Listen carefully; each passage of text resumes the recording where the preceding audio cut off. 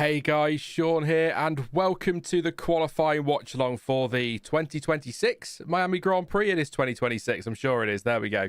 How are we all doing this Saturday evening here in the UK, or night? I don't know what you define as evening, really, but 8:30 p.m. just gone here in the UK, so let me know where you're watching from, what time it is where you are, but yeah, nice late night one, so should be a good one, hopefully. Looking forward to it. I'm not going to lie. I think qualifying yesterday felt better than what we'd seen so far this season. I'm not going to sit here and say, yay, regulations work perfectly. I'm just saying felt better. Sprint today could have done something else, I think, is my review of the sprint. I think the lawn needed cleaning after the dog had been out there, so I suppose that might be more enjoyable. But anyway, I feel like we've had worse sprints. I might be wrong, but it wasn't one that I'll be rushing to watch ever again. But hey, look, qualify felt better yesterday, so hopefully we get a good one today. We did get a sprint result. I'll do your shout outs to me. I'll let you get your hellos in, and you're letting me know where you are and what time it is, and I'll just quickly run through the sprint result, because it has changed ever so slightly, and it will rock your world when I tell you. So Lando Norris dominated really from pole, 3.7 seconds clear of Oscar Piastri. Nothing happened at the front. Charles Leclerc looked like he might make it interesting, didn't in the end. George Russell ended up 4th, Max Verstappen 5th, Antonelli was 6th, but that was a 5-second penalty for track limits. 7th was Lewis Hamilton, 8th Pierre Gasly got the final points. Isack Hadjar was 9th, Colapinto 10th. Now Gabriel Bortoleto finished in 11th place, however he was disqualified for engine intake air pressure exceeding maximum permitted limit. I'm not going to read the release for two reasons. One, I don't want to, and I can't stress that enough. And two, it was 11th place in the sprint, so it just doesn't matter. Ocon 12th, Bearman 13th, Sainz 14th, Lawson 15th, Alonso 16th, Perez 17th, 18th Stroll, 19th Albon, 20th Bottas. Hulkenberg blew up on his way to the grid, so didn't get going, and Lindblad was supposed to start from the pit lane, but didn't. So there we go. That's your sprint review. Just for you. There you go. Yeah, look. We're not getting into sprint conversation. You know my thoughts on it by now. Hey to... Let's start from the bottom, actually, for a change. Why not? Hey to... RC says, and also encountering... Oh, I've not seen it. I was out drinking. That's all you'll pretty much get from me about my opinion of the race. Also encountering Arsenal fans. There you go. Hey to Michael, to Fudd. It's 2:36 p.m. in Alabama for Michael, so that's a late one. Pascal says that sprint was meh. Double whammy for you, actually, wasn't it, Pascal, with the disqualification for Bortoleto and the DNS for Hulkenberg. So double meh for Pascal for sure.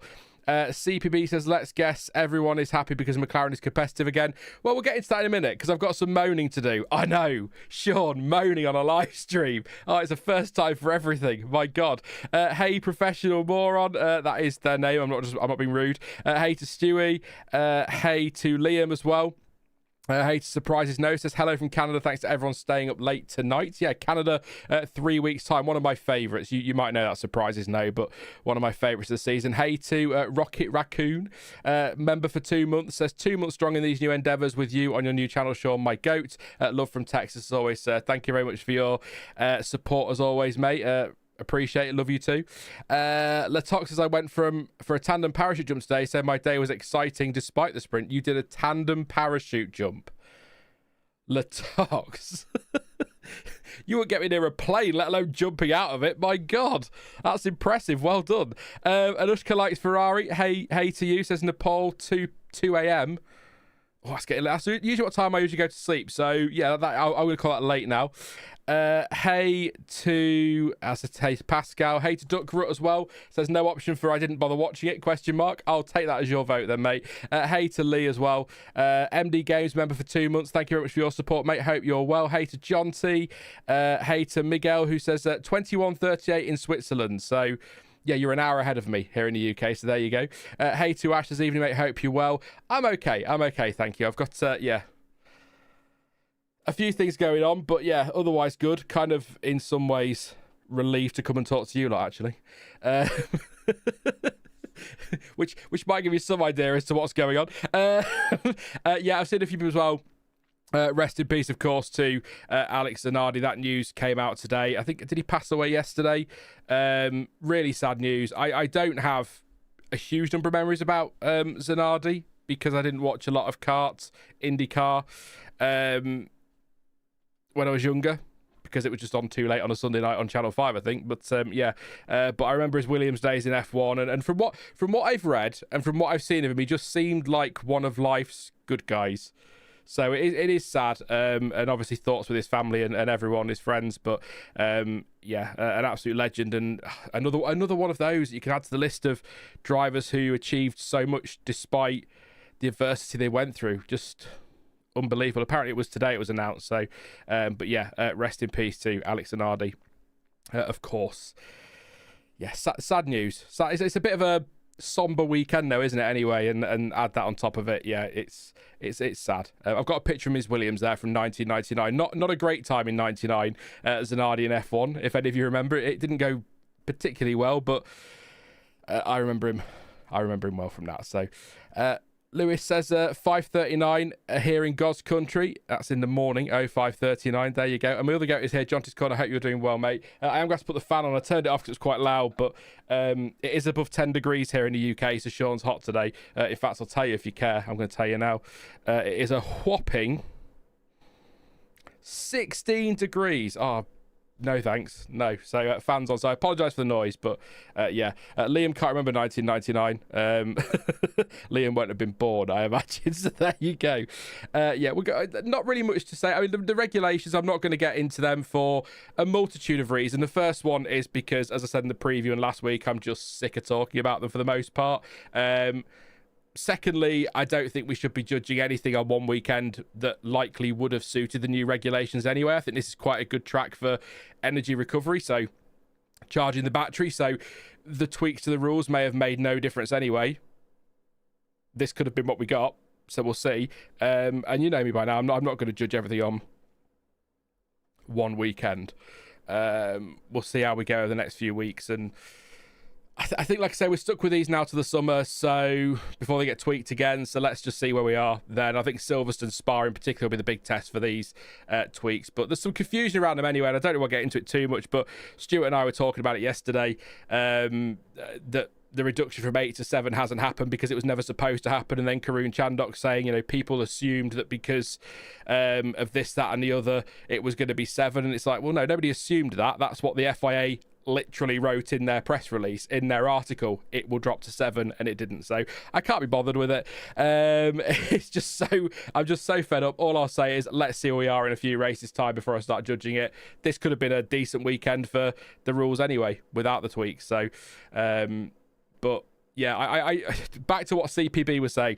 I'm sort of a little bit lost at the minute with fan opinion, and I'm starting to take it the same way that I take, for example, a Lewis Hamilton fan or a Max Verstappen fan saying their driver's the greatest of all time. There's some bias there.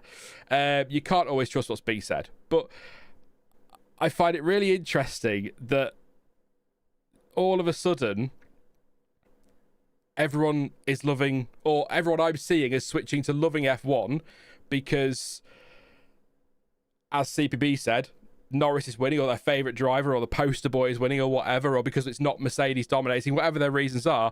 But we've also got this weird thing where everybody, or what feels like everybody that's complaining 5 weeks ago there was too much overtaking, are now complaining that there's none. And I just think, my brain just goes, I just can't do this. I cannot listen to this. So you'll be pleased to hear, all social media, except for the YouTube Studio app, has been deleted from my phone, and I'm staying away from it because I can't do this all season. I cannot do it. I can't have this because a driver I'm liking is winning. This sport is fantastic, and I can't have there's not enough overtakes, now there's too many, now there's not enough. It's just exhausting. So that's it. I'll talk to you guys. That's it. I've still got Discord, but I'm never really in there, am I? So that's no, fair. I don't do it to avoid people. I just don't always get the time to hop in. So, I can't be arsed with it anymore, frankly. So, you're going to get a lot less of, I saw someone say on social media from me, because there's no point. It's just, Buzz Lightyear meme, idiots everywhere. It's just the way I felt today. So, yeah, I'm done with it. I've still got social media on my computer for when I'm updating things and whatnot and other things I have to do. But other than that, that's it now. So, to quote the Minutemen, the roaring of the masses could be farts, says the Hatprust. My brain isn't. Do you know what? If you'd have said that to me 3 hours ago, I totally get what you meant, and my brain has gone dead. But I like the whole Minutemen thing. Yeah.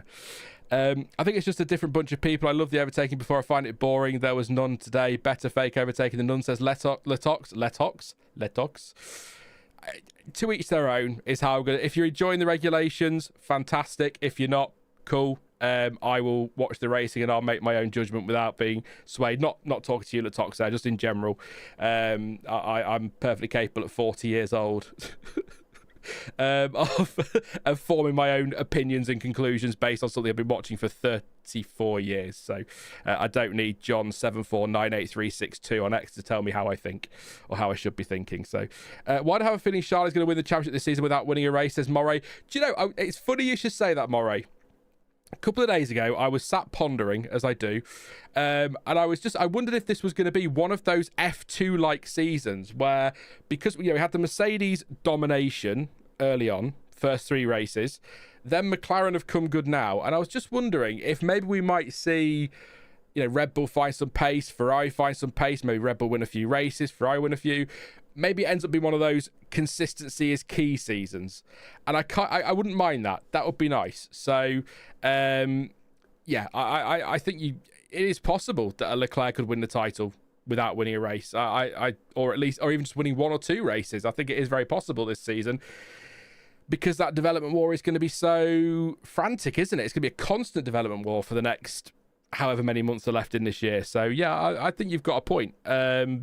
I'm not specifying Leclerc. I refuse to back a Ferrari for the championship because I'm always left disappointed. So there's no point. You don't look a day older than 25, says Liam. Liam, you're a liar, but I love you, mate. Thank you. I think you might be missing a 0 at the end of that. But there is no GOAT as innovation changed rapidly over the years, which can't be compared, says Michael. I think picking a GOAT for the whole sport, I agree. I think you can have... So for me, Michael Schumacher will always be the greatest. He's my hero. So, but for somebody else, it might be Ayrton Senna. For somebody else, it might be Lewis Hamilton. For somebody else, it might be Nicholas Latifi. Whoever, okay? You can have your own GOAT, but I agree with you can't just pick one for the sport because it's just impossible. But I think your GOAT is generally going to be the driver you supported growing up, I would say. Or at least your favourite driver is always going to be that. So, yeah, I tend to agree. Fangio's a good shout. Anyway, Moray, Fangio, what a driver. Yeah, definitely. So, teams will be bringing more updates to Canada as well. No, says surprises. No. Yes, McLaren. Have McLaren got the whole car here? McLaren were bringing... So they're bringing a whole new car across Miami and Canada. So they've got more upgrades for Canada. Mercedes have put off their updates, their major updates this weekend. They're coming for Canada. Aston Martin are just not bothering, and I don't blame them. So, yeah, I think we're going to get a lot of updates for Canada. Bearing in mind, I've got another 3-week break, so there's a little gap there where they might be able to get some more stuff through. And I just think that's how it's going to be all season. It might be that you get track-specific updates for, say, the second race in double headers. So, let's see if I can do this. Barcelona, Silverstone, Hungary, for example. But I think we're going to see updates pretty much constantly, so that's fine though.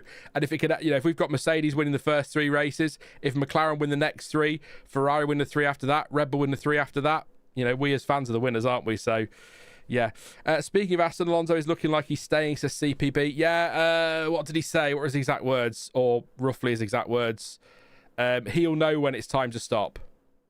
He'll feel it, and he doesn't feel like he's there yet. It'll be a big decision and a difficult decision, I think is roughly what he said. But he doesn't think this is last season. There's some things to pick out of that.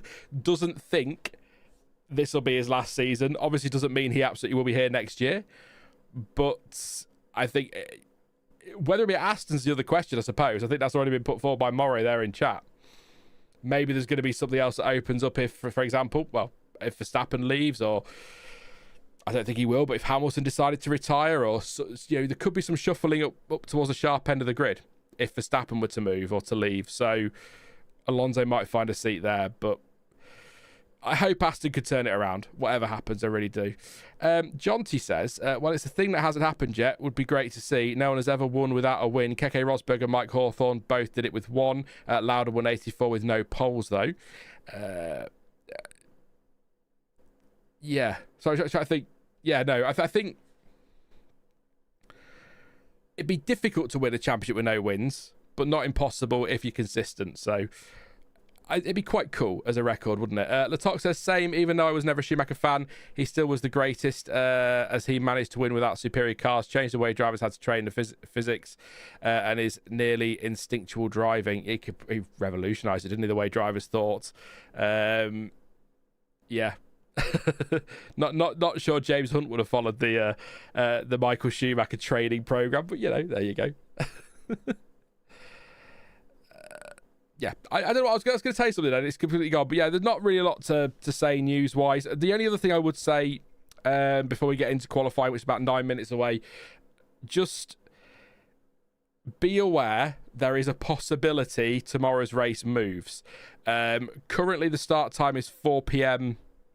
Miami time, which is 9 p.m, 5 hours, 9 p.m. in the UK, so 10 p.m. in Europe, for example. So there is a possibility that moves forward. There's nothing definitive.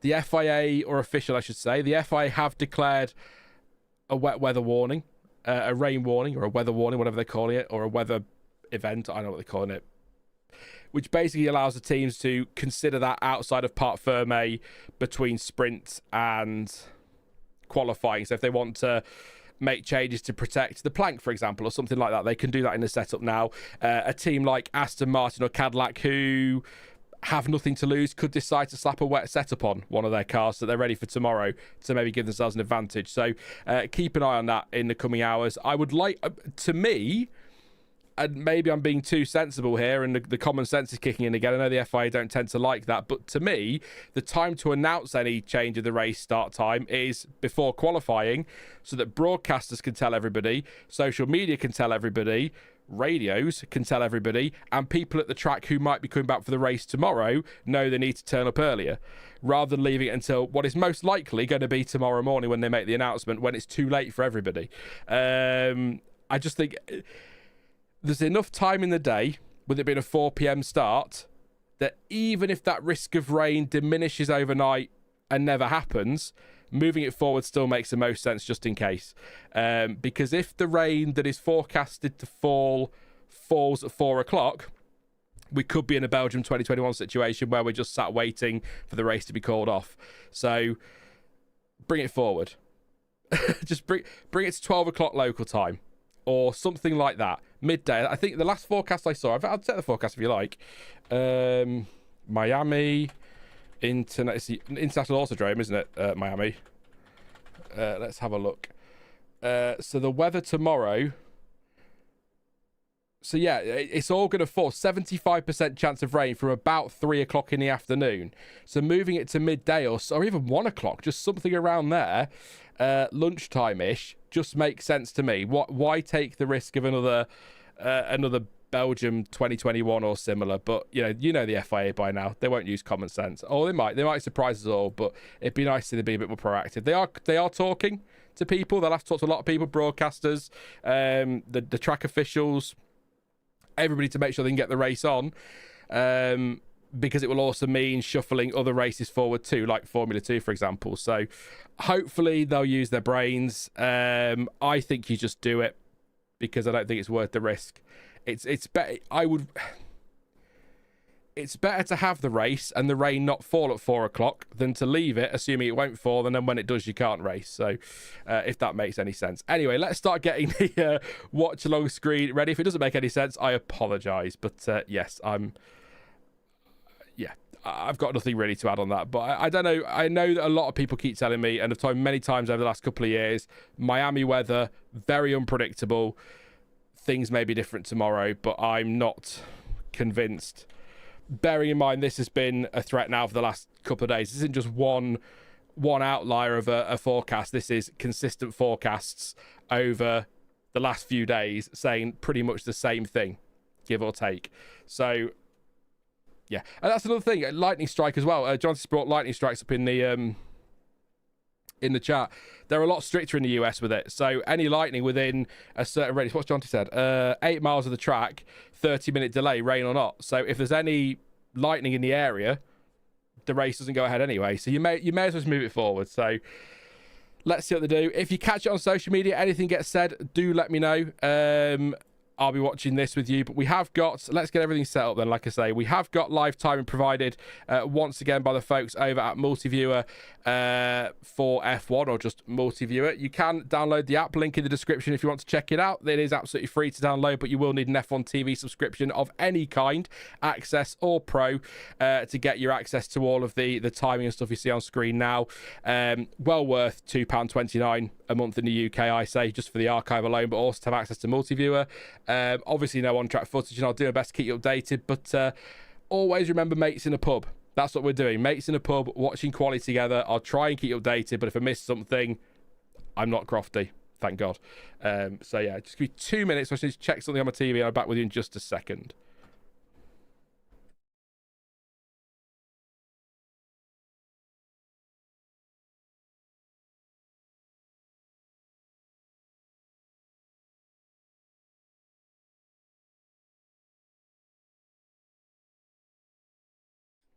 We're good to go. We are good to go. Yeah. There we go. Any questions? We'll do predictions between Q2 and Q3 for poll. But yeah, any final questions before we get into this? We've got 4 minutes yet before the session gets going proper. Proper. That's a Martin Brundle thing, isn't it? Gets going proper. Good Lord Sean says, Liam, don't remind me of Belgium 2021. I spent the whole day visiting family, sat with my brothers waiting for F1 that never came. We've got 2 laps behind a safety car. I mean, that's exciting, isn't it? Is that not enough for you, Liam? Goodness me. Farted Golf Ball says, mate, it's in a pub. Hey, mate, I say it's Sean's round. Yeah, I'll get a round in. Is everyone fine with thin air? Because that's all I can send. Cytocam says, oh, is the F1 on? Who's winning? Actually, I'll tell you what, I'll throw this at you in chat. I had quite a few comments, and by quite a few I mean like 6, on the preview of people saying they either didn't know this weekend was happening, they've forgotten, they really weren't interested, or they couldn't get excited for it. How were you? Did you forget that Miami was coming? Are you like a lot of people that you just really aren't feeling it at the moment with the way... I think for me the biggest issue is it's just such a stop-start to the season. So are you not feeling it because of that? Are the regulations put you off? Are you consuming too much social media and it's driving you up the wall as well? Let me know. I'm just intrigued because I had quite a few people saying that they either forgot it was on or they're not interested, or I also got the odd comment as well that was sort of like, I don't like F1 anymore, I don't watch it. And it's like, well, why are you here telling me? I don't care. If you don't want to watch F1, don't watch F1. I don't hop onto Coronation Street's post on Twitter to tell them I don't watch it. Master says, if it wasn't for the box widget, I wouldn't have a clue. There you go. I had one person say they didn't realise it was a race weekend until they saw the preview pop up on YouTube. So, yeah. It's a weird start to the season. I think there's a lot of things. I think the rules, but I also think the way it's very stop-start. I know it has to be stop-start because of what's happening in the world. They couldn't go ahead with those races, but it's really strange. So, and it continues, by the way. That continues. We've got 3 weeks till Canada. Yeah, so it's difficult. I do watch EastEnders, John T. It's my guilty pleasure, although I haven't watched it for about 3 weeks, so I'll catch up slowly. But yeah, I don't mind EastEnders. It's all right. It's funny. It's funny with how bad it is. Nico's car is fixed, apparently. So Oscar Piastri's isn't, though. He's still out of the car at the moment, but we've still got 35 seconds to go, so we'll see what happens. I'll tell you what I am watching, John. See, I'm rewatching For All Mankind because I can't be bothered to wait. Qualifying starts in 20 minutes, according to that clock. Anyway, yeah, because I can't be bothered to do one episode a week on Season 5. So I'm watching through Seasons 1 to 4 again, and then I'll watch Season 5, and when it's finished, I'll binge it. And it's watching it for a second time, I really appreciate just how bloody good that series is. I really enjoyed it first time anyway, but second time, I think it's even better. I guess because you sort of understand it a bit more, but yeah.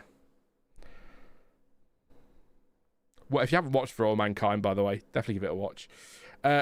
We are go for qualifying in Miami. Official qualifying, proper qualifying, the real qualifying.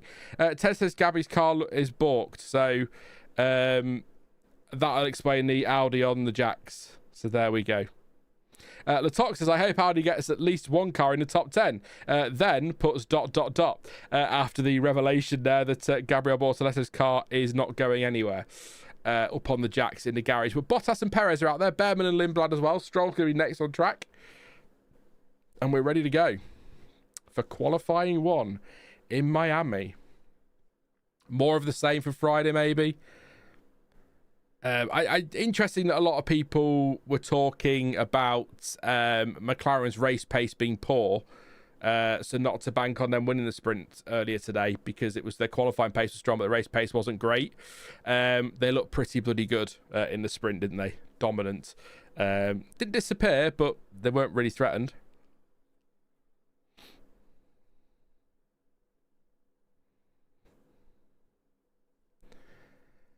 So yes, we'll keep it. This early phase is difficult. So Liam wants a Verstappen on, or wants Verstappen on pole, not a Verstappen. Jos isn't driving today. Yes, Bortoletto was disqualified. Cited canvas. He had an exhaust pressure thing. I did have the thing open and I've lost it. Hang on, where's it gone? Let me just for you. I'm not reading the whole thing. An engine intake air pressure exceeded maximum permitted limit. So he was disqualified from the sprint. He finished 11th, so he didn't get anything anyway. So it doesn't really matter, but that could be why he's up on the jacks, unless they found a similar issue to one Hulkenberg had, and that's what they're having to sort now. So I can't hear the commentary very well. So if anybody does catch what the issue is with Bortoletto's car, pop it in the chat and I'll shout it out for everybody. So I did the F2 race earlier today, and I too was not faster than the F1 cars, lol. I actually, the F2 race was great today, by the way. Particularly that fight, that finish. If you haven't seen it, I won't spoil it. That finish was great. Any one of three could have won it right to the line, really, couldn't they? Or not, maybe not quite right to the line, but certainly down that long back straight between 16 and 17. Really good race, sprint race, I should say. Perez will be first to do a lap. Everyone on the softs at the moment, apart from Hulkenberg, is on the mediums. We'll see what everyone else has on when they come out on track. Piastri, Antonelli, Russell, and Bortoletto, as we already know, not out on track just yet. The issue is it has an Audi engine, says Moray. Hey, Audi have been all right. Audi have been okay. Yeah, that's basically, yes, that's it, Sighted Canvas. I like that. His car got disqualified. It was breathing too well and outside of the regulations. Do we like Miami yet? Anybody like Miami as a track? I still not sold on it. There's some really nice. There's some nice bits of it, but I'm not sold on it as a track, to be honest. We're all on Sky Sports F1. Feel it all says, yeah, their terrible title music this year is just, well, it's terrible. It really is. Constantly going, just keep watching. At the end of the year, they go like, please, just keep watching, please. It's going to get more and more desperate as the year goes on, as Bottas sets the first time, 1:32.6, and is immediately pipped by Perez on a 1:32.1. That's at least 0.6 quicker than his teammate. So, cracking lap there from Sergio Perez. Hulkenberg, where is he on the track? He's just appeared at turn 11 on the driver tracker there, so... I apologise the driver tracker is any bigger, by the way. It's the way that it's angled. I've tried to rotate it a bit, but I don't want the drivers' names to be too upside down or whatever. So that's the best I could do at the moment. But we don't need it for today, so that's okay.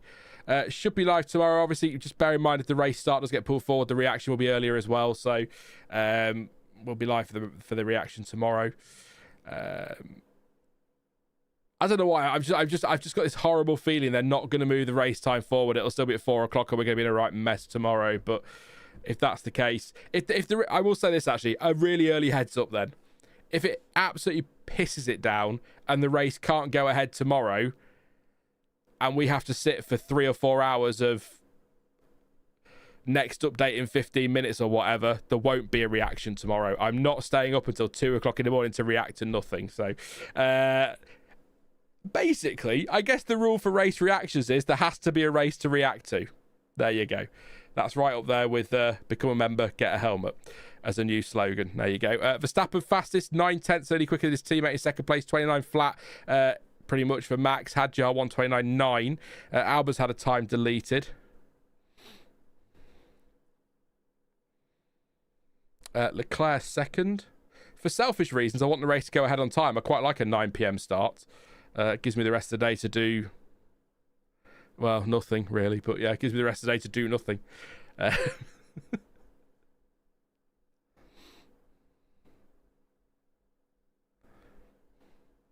Norris goes second on the end of his first final lap. Used tyres, by the way, for Verstappen, Norris, Leclerc, Hamilton, and Hadjar. Not a great shock. Piastri, Antonelli, Russell, Gasly, Colapinto also unused. Again, fewer sets of tyres this weekend, so not a surprise to see that one.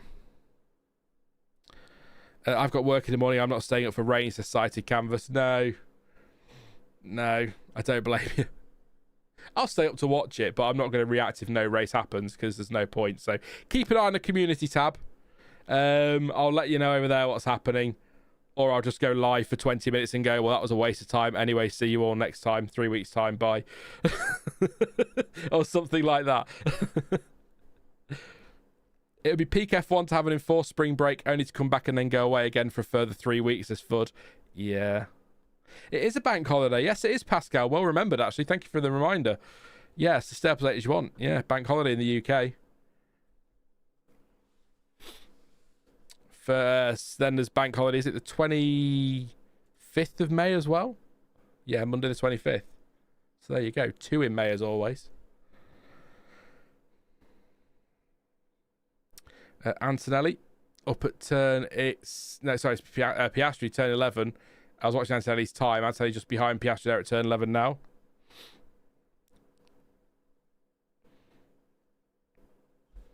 Oh, I didn't know you worked at Curry's, Liam.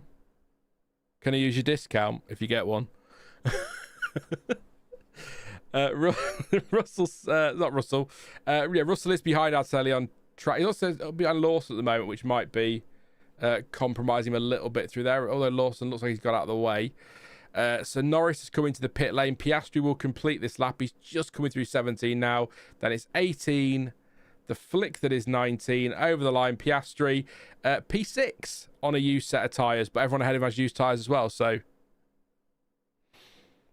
Anthony goes second, 29.1. 600ths off Verstappen. And George Russell again on used tyres. George Russell is on used tyres too. So... Russell only 8th. What did Lawson compromise him at all? We'll see. Hey Alfie, says sorry I'm late again. What's going on? No worries, mate. We are in Q1 at the minute, so just getting these first laps on the board. Verstappen currently fastest on a 29 flat-ish. Alex Albon big lock up at 17 straight on, but he'll turn that around quite nicely, and off he goes again. Double lock up actually. That's Carlos Sainz with a double lock up at turn 1. So, yeah, not great for Williams at the moment. Currently losing Lawson, Bortoletto, Albon, Colapinto, Gasly, Bottas and Sainz? It's 6, isn't it? Yes, no, it isn't. It's Bottas, not Sainz.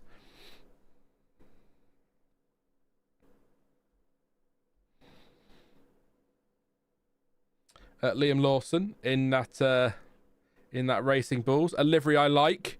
Much to John T's disgust, I must say. I actually quite like it. It's nice to see a yellow car on the grid, quite frankly. So it's not perfect, but yeah, I like it. Is it yellow? I mean, they're calling it lime, but I don't know if that's the summer drink they've got. But they keep putting limes on social media, and you're like, it's yellow. Limes are green. So I'm guessing it's a lemon lime drink is my guess. Not that I'll be trying it. It is probably disgusting. But yeah.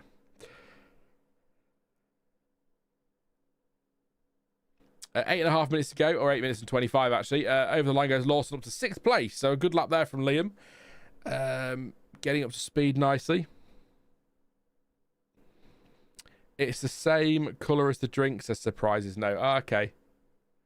Yeah. Doesn't surprise me. No, I do like the livery. I do. I apologise for being in the minority, but I do like it. I think I don't know how much of it is just because I like having a yellow car on the grid, so any yellow car is fine. Although it does give me Minardi vibes from 2000. Gaston Mazzacane and Marc Genet, I think. So, yeah. I like it. It ain't perfect. Bortoleto is in the car. So might be getting out here, Bortoleto. They've got it down and off the stands or the jacks. They look like they're getting the wheels ready. So just over 7 minutes to go. Opportunity here for Bortoleto potentially. Bearman goes fourth fastest. Bear in mind though, with these times, we might get some surprise like that because these are all on new tyres and the others were on used. Do you think Verstappen will go again? He's probably out there, is he? Not quite, but yeah.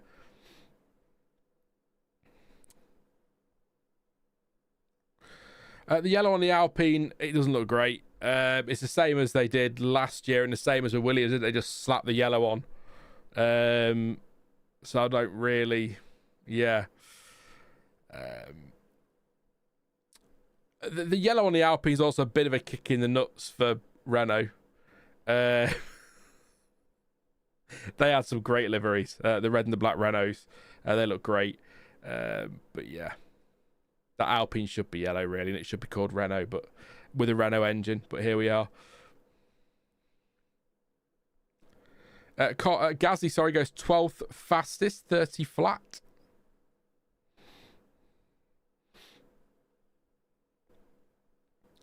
And Colapinto goes 9th. He's been on form this weekend, Franco, hasn't he? Looked really, really good.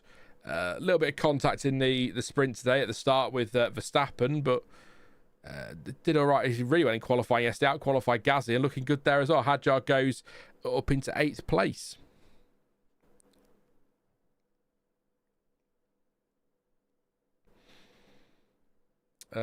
Yeah.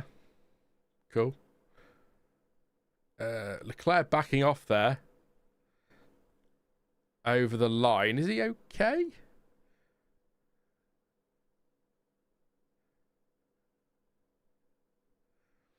Interesting. Yeah, he just lost speed. The thing is, that could be a mechanical problem. He could have been lifting and coasting, or it could just be his top speed because his battery's run out. Who knows anymore? Lewis Hamilton, I'm joking, I'm exaggerating. Over the line to start a lap. Possibly. Or was that to complete? Can't be complete a lap. Surely that wasn't his lap time. It is used tyres, though.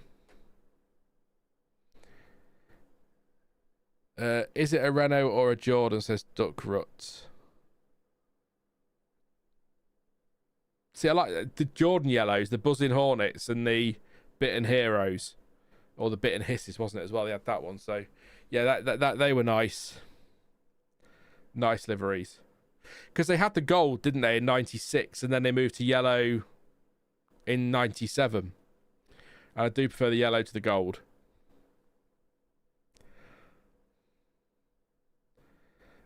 Oscar Piastri just coming down to turn 17 on an outlap. Bortoleto is going out by the look of it. So good news. Good news. Bortoleto heading out on track. We do need this lap. I'm sure it's obvious to you. Russell told over the radio. He's only P12. So let's keep an eye on George Russell.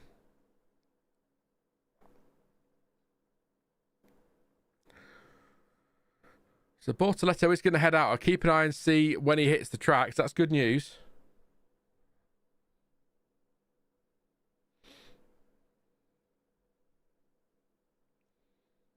It was, yeah, there goes Bortoleto. So, yeah, it was during a funny period, wasn't there, with tobacco sponsorship where parts of Europe or much of Europe banned it, but then other countries hadn't. So they had to come up with inventive ways of keeping the logos on the car without actually, or the liveries actually having the actual branding on there. So you had things like the Williams, the Rothmans Williams, same livery, but they'd have like row and then a question mark or just a question mark. And then you had Mika and David on the McLarens with the West McLarens, and buzzing Hornets, bitten Heroes, bitten Hisses, be on edge, as somebody said in chat there. Fudd says in chat. Yeah, they had to get creative, which I kind of like. Yeah, Bortoletto has gone out on track. That's good news. Colapinto's time deleted, but it's not a quick time, 2:10.089. So nothing to worry about there. Purple in the first sector for Antonelli. We've got just under 3 minutes to go now in the session. So yeah, great job by Audi. You're right, Pascal, to get both cars sorted for this session. Ted sounded a bit bemused from what I could hear in commentary. They actually got Bortoletto out. So obviously impressive stuff there. Piastri doesn't improve. Russell quick in the first sector, or quicker, but still he's down in the middle sector on a set of used tyres still. So little bit of a risk here for Mercedes, but you'd like to think on used tyres, even on-used tyres, he'd still get through from where he is. Over the line, he does go up to P7, but not convincing. 29.4. Antonelli improves to go fastest on a 28.6. Purple in the first and final sectors on a fresh set of tyres. So yeah, 9/10 between the two of them.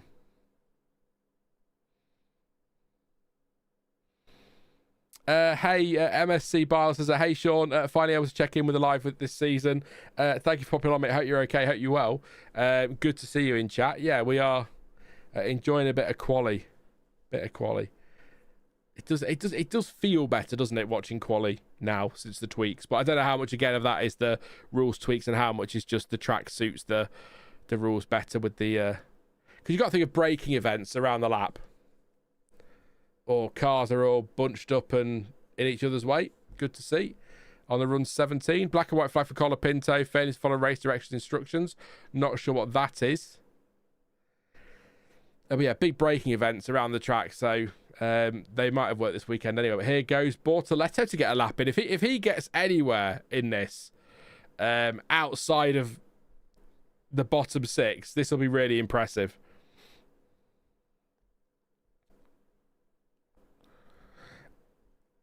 So we've got under a minute to go, so we'll keep an eye on this now, and then I'll come back to you guys in chat, see who's going to get through. We're currently losing Lindblad, Alonso, Stroll, Perez, Bottas, Bortoletto. Ocon on the bubble. 29.8 is a projected knockout, so Russell should be okay then that 7th place. But yeah, it could be a pit entry thing for Colapinto. Yeah, it could be. Gasly now jumped ahead of Colapinto into 11th place. Bortoletto 31.9. That's not great, but not surprising. He's done nothing really, has he?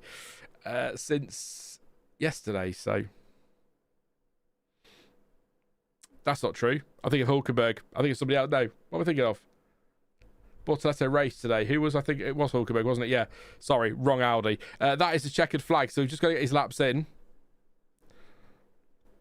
He's 1.8 down on Ocon, so he's not going to get through here, Bortoletto. Leclerc goes second. But we're watching this bottom six now. Lindblad not improving. Alonso not improving. I wonder if the Astons might have gambled on a wet setup for tomorrow. Why not? They've got nothing to lose. Sainz goes 9th. Cracking lap there from Carlos Sainz to get through. Bortoletto stays 22nd. Yeah, well off the pace, but not a surprise. Over the line goes Lindblad. He stays 17th. So we're losing Lindblad, Alonso, Stroll, Perez, Bottas, and Bortoletto as it stands. Could we get a surprise? No, into the pits comes Alonso. Is Stroll going to complete his lap? Yes, he is. Doesn't get through, stays 19th. Perez doesn't get through, stays 20th. Piastri is not really. I mean, he's improving a little bit in the middle sector, but it's still getting. Piastri is on the bubble, by the way, but he'd need something quite impressive from Bottas. So, no, Bottas isn't going to get him. No. There you go. 20th place with Bottas. So we've lost Lindblad, we've lost Alonso, we've lost Stroll, we've lost Bottas, we've lost Perez, we've lost Bortoletto. In the context of the weekend, Alonso down to Bortoletto, not a surprise. Maybe Lindblad's a bit of a surprise there, but Piastri on the bubble in the end in 16th place. So got a little bit tight there for Piastri in the end. But yeah, Bottas wasn't going to be jumping up into P16. So Antonelli fastest, 1:28.6. 28.9 for Leclerc, 29 flat for Verstappen. So we've got Another two sessions to come, but that is the top three from Q1. Alonso was sliding all over the place in the exit at 17, so decided to pit. And we lost Lindblad, Alonso, Stroll, Bottas, Perez, and Bortoleto. Who did impressive to get on track. That's all Bortoleto could do today. So he's inside that 107%. That's good. Oh, that's bad news for Gabriel Bortoleto though, because his brakes are on fire at the rear, his left rear, as we look at it, and his left rear.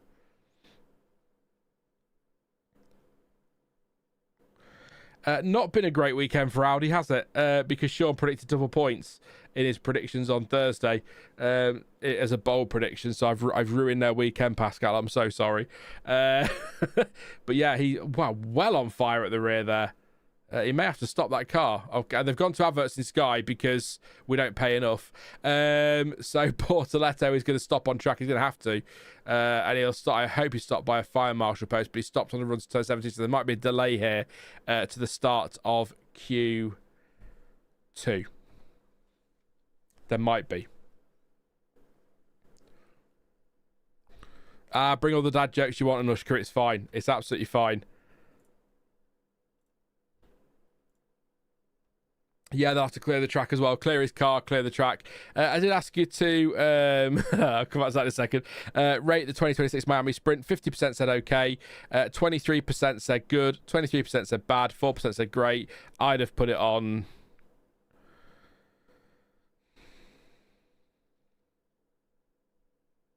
probably okay. I'd probably agree with the poll, yeah. Yeah,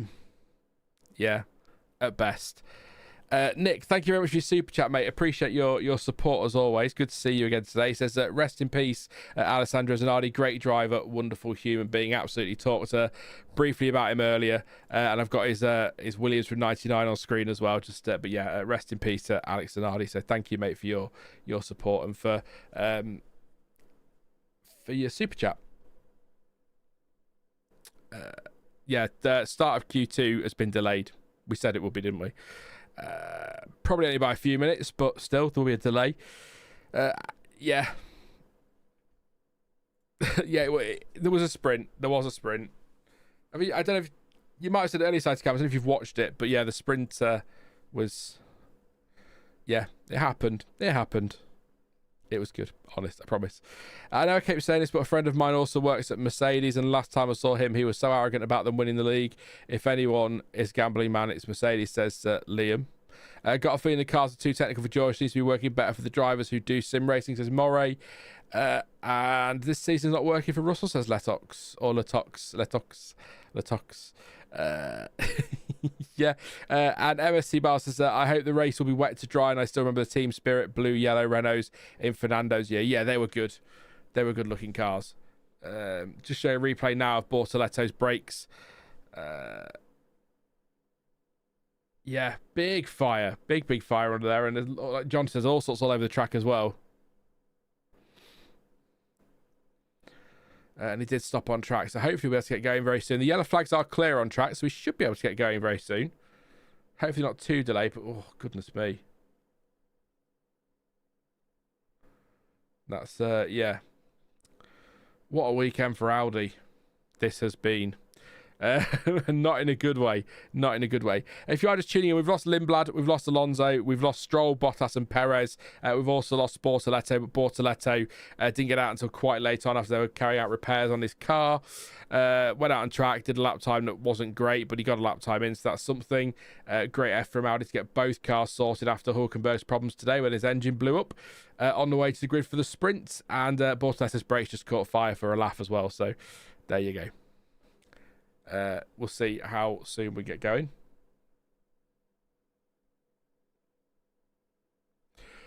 Just going to say that. Thank you, Oscar. Oscar was just told by his engineer, Oscar, we are safely through. And Oscar said safely is an ambitious word. Oscar was P16 in that session. So yeah, thank you. Thank you, Oscar Piastri, for saying that. I was just thinking to say when I heard the radio. What was your thoughts on the Verstappen shenanigans in the final corner during the sprint?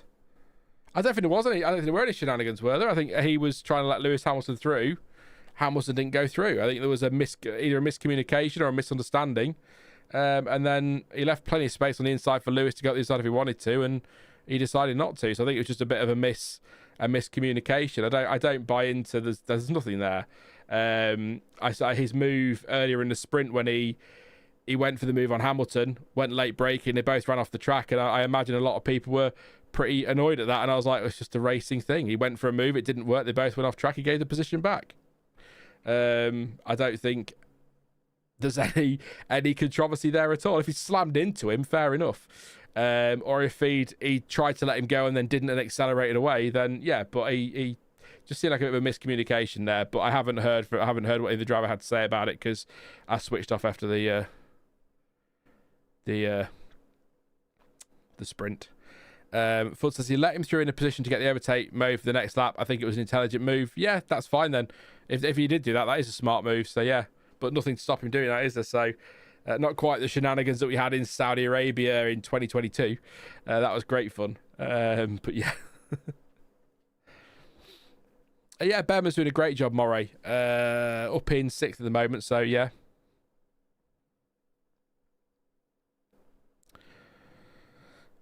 I wouldn't mind a Verstappen pole today. Well, actually, no, what I need is a Leclerc pole for my predictions to beat you lot, but yeah. Cited Canvas says, I've also lost my mind. Some funny comments coming in, so I think, yeah, Cited Canvas. Not drinking, or are you at work and you've just lost the plot?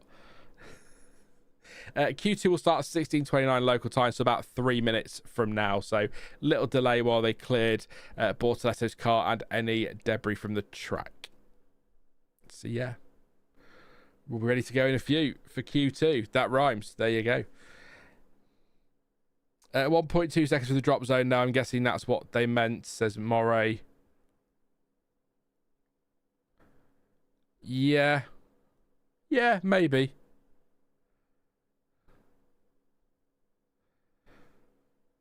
We're just watching. We're going to watch Karun Chandok's analysis of something here.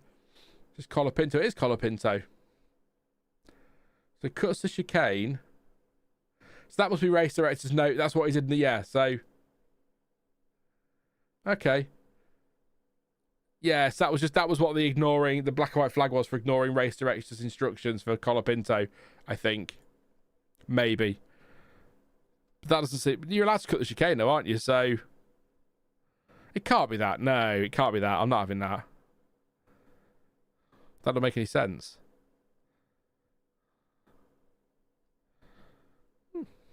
I don't know them. Yeah. Antonelli's penalty was for track limits, Moray. He got 3 strikes in a race and then late on got another warning, and that became a penalty. So he dropped. He did finish 4th, I think, and ended up 6th. So that's what happened there with Kimi and Bortoletto, because his car was breathing too much. Is that I'm going to get his name wrong? Jimmy Fallon. Yes, there we go. Is there in the Racing Bulls garage? He was on Saturday Night Live UK last week, wasn't he? If anyone watches that, just thought I'd mention it. Why not?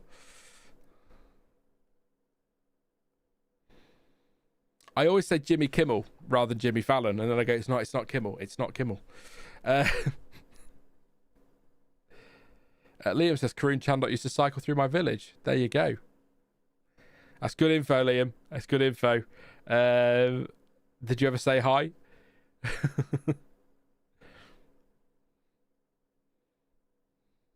You should do.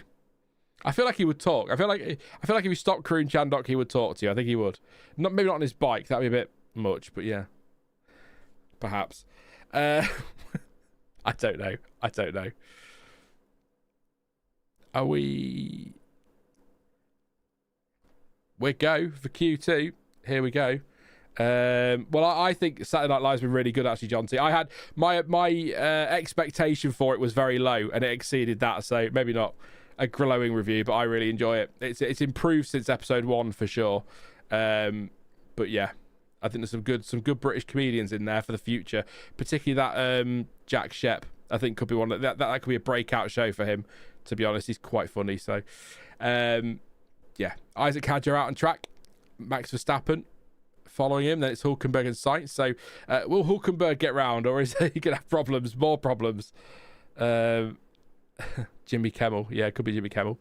Kimmel straight. Very good, Moray. Very good. I like that. You can come again.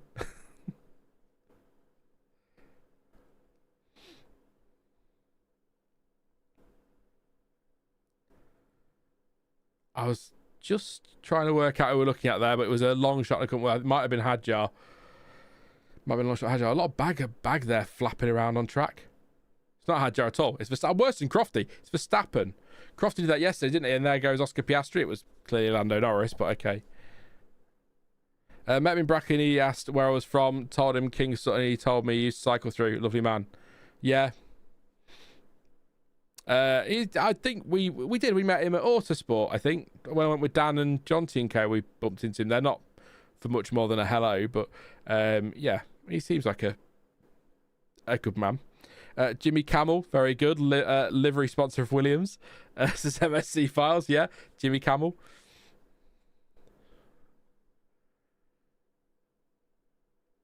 Martin Brother just saying there, he said it in the sprint as well, that Verstappen seems more comfortable with the car, and Red Bull seems to foul something. I think it does give that impression, doesn't it? He's not as moany this weekend. It doesn't seem to be. But I will caveat that with, I haven't heard as much from any of the drivers this weekend as I would normally listen to. So, if that makes sense. Those words make any sense? They do now. There you go.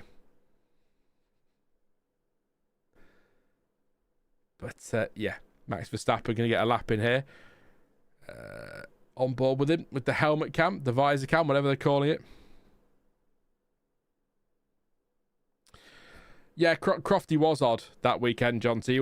He was very odd. David Croft. Whoa, hello. We could tell Crofty, we could hear you around about 42 miles away. We know you're here, mate. Very odd, but yeah. Enthusiastic is another word we could use, John T. There you go. An enthusiastic man. Overexcitable, some might say. Verstappen, Perp in the middle sector. He's not the first to do a lap, is he? Because Hadjar's out there doing a lap, so that does matter, but not too much. Yeah, have you seen the Red Bull rear wing everybody this weekend? I'm sure you have so far. The gap there is ridiculous. Ted Kravitz reckons he can fit his head through it. I'm not so sure it's that big, but it is massive. Their version of the Macarena wing. Yeah. Mate, these tyres are terrible. They have no grip, says Max Verstappen, who's done no moaning this weekend. So that shows what I know. Complaining about no grip now. Hulkenberg over the line for him. Goes third, 129.9. So Verstappen, 28.931, 100th quicker than Hadjar, 28.941. And then a 29.9154 for Nico Hulkenberg. Sainz goes fourth on a 130.2. At least he stopped calling it the Luke Littler ring. Wing. Ah, 180, yeah. Yeah. Crofty things. Leclerc goes fastest, 128.542. Hamilton, Perp in the middle sector. Going to be close, if not quicker than his teammate. Does go quicker by half a tenth, let's say. 0.065, just over half a tenth. Lando Norris. What's he doing? Pole yesterday in sprint qualifying, and spoiler alert, won the sprint earlier today. So good weekend so far, but a bit sloppy there. A bit twitchy and wide. Cutting a kind of sliding almost through there, actually. So yeah, pushing.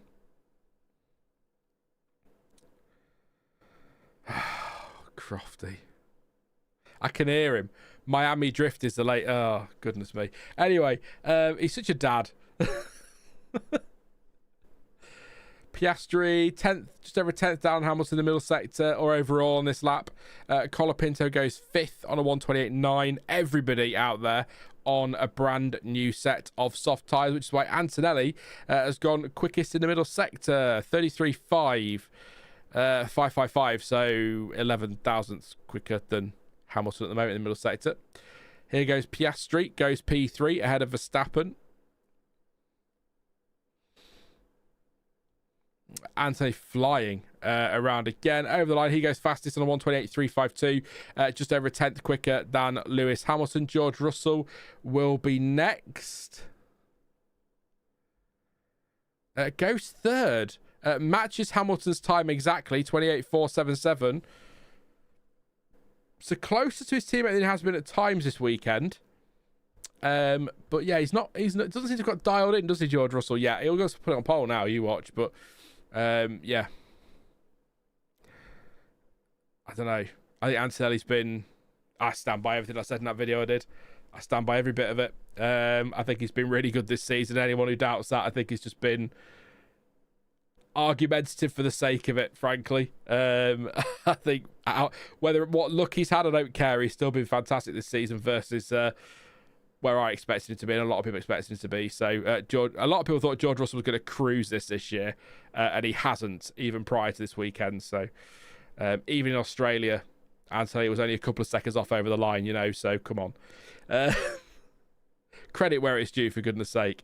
Lando Norris is going to go again. Obviously, he's P16, hasn't got a time on the board. As it stands, we'll lose Norris, Sainz, Albon, Bearman, Hulkenberg, and Ocon.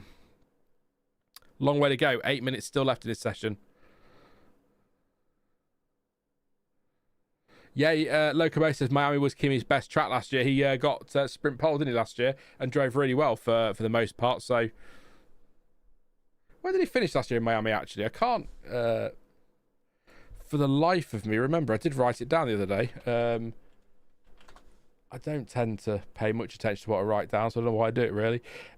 He ended up 6th, but he qualified 3rd, and obviously he'd been pole for the sprint where he finished where did he finish?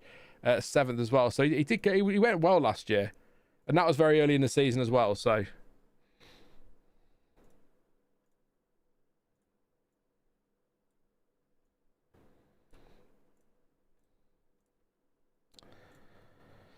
Feel like pure shit, just want Red Bull dominance back, says Liam. It goes in cycles, it'll be back one day. Although I've been saying that about Ferrari since God knows when, so maybe not, but yeah.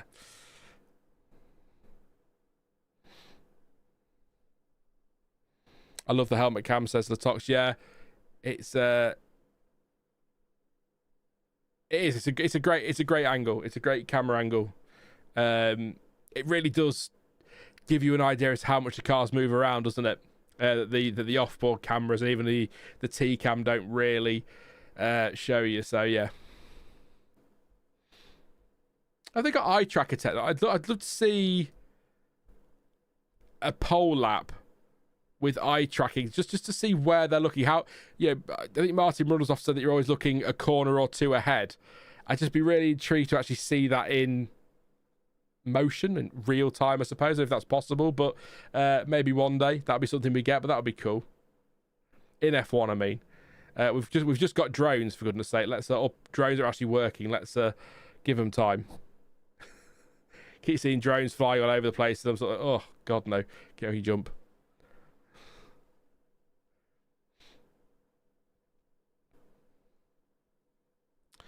I suspect, just as on the subject of drones, I do wonder if the drones will eventually replace the helicopter camera.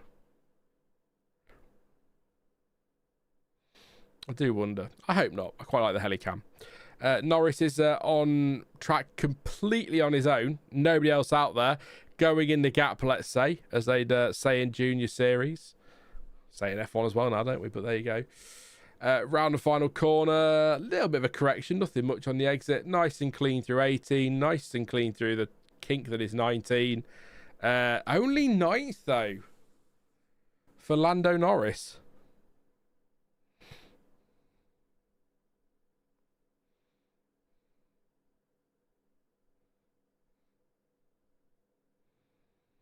Jonty says, I used eye tracking when playing a game once. Turns out I spend 70% of the time looking at the map. I believe that.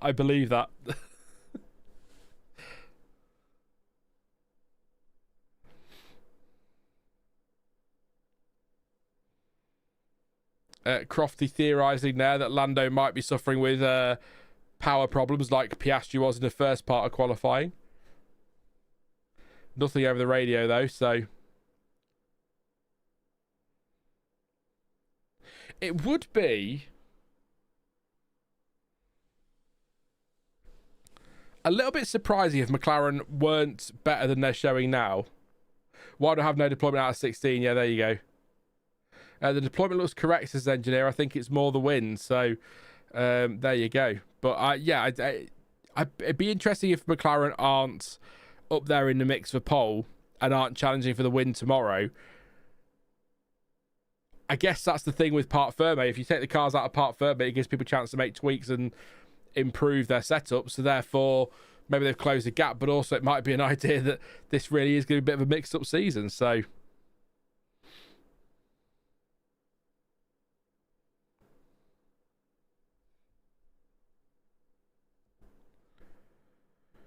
Antonelli, Hamilton, Russell, Leclerc, Piastri is your top 5. Bottom 6 at the minute with 3.5 minutes to go, let's say. Lawson, Ocon, Hülkenberg, Bearman, Albon and Sainz. Gasly on the bubble, Norris only 9th. So, yeah. I wonder if teams are set up for wet weather, says Side to Canvas. I do wonder if...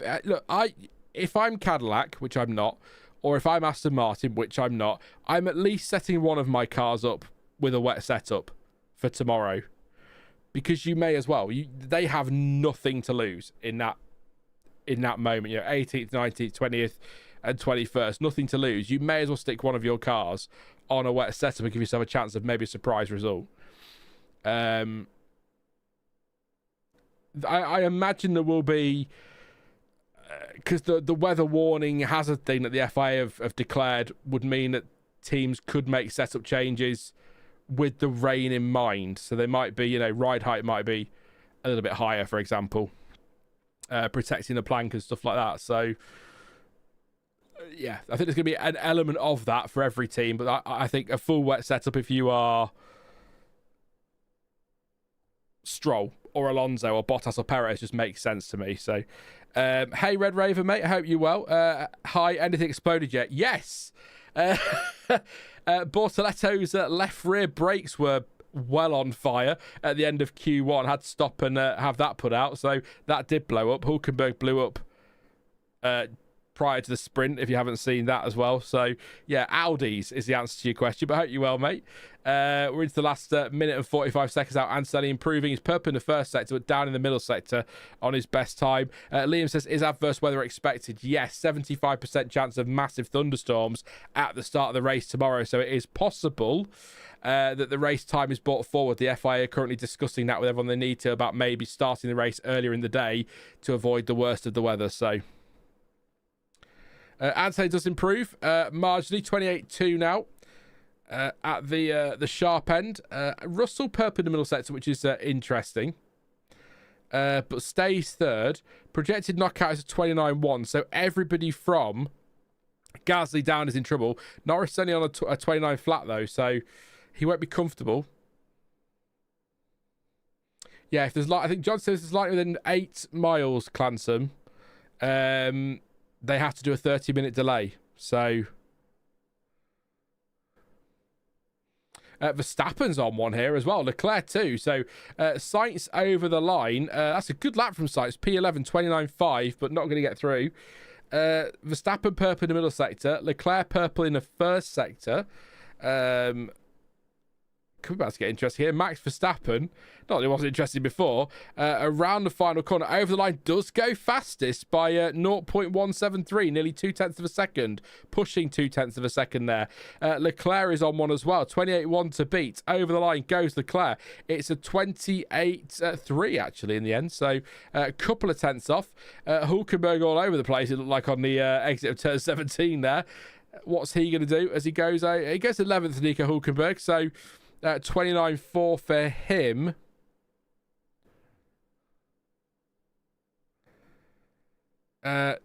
Norris needs to improve, but I think Gasly's behind him. I wouldn't rule out a Bearman hot lap, but there goes Piastri up to 4th. Lewis Hamilton is not improving. He's okay in 5th. Norris over the line in a second. I was looking at the wrong clock. 26, 27, 28. There you go. Goes P7. Not totally comfortable, but better there. Antonelli's lap time has been deleted for track limits at turn 5 on lap 13. So he may drop down the order, but he still should be through. Bearman goes 13th. Jumps ahead of Carlos Sainz and just behind Liam Lawson. But I think that is... I did put the checkered flag out. There you go. Just because you need to see the checkered flag. It's important. It's an important part. Yeah, so Hulkenberg, P11, he's out. Lawson out in P12. Bearman out in P13. Sainz out in 14th. Ocon 15th and out. And Alex Albon 16th and out to join Lindblad, Alonso, Stroll, Bottas, Perez and Bortoletto. So Verstappen, fastest. Just check if I damaged the car at turn 8. Leclerc says over the radio. Copy we saw. We'll have a look. So let's see if we get a replay. While I say replay, let me know in chat what are your predictions for the top 3 then, your pole sitter and who's going to be second and third on the grid. Let me know. I'll read a few out and give you a shout out as well, and then we'll get ready for Q3, which will be cracking, I'm sure. I'll be honest, it seems like it's a little bit unpredictable. Take your pick of any of possibly 6 drivers. It really could be that close. So yeah, get your predictions in. No replay of the Leclerc thing. So Red Raven says awesome fireworks. I did miss it and have a lot of catching up to do. Was busy the whole day. My advice for the sprint, without spoiling anything, is probably watch the first 5 or 6 laps and then just go to sleep.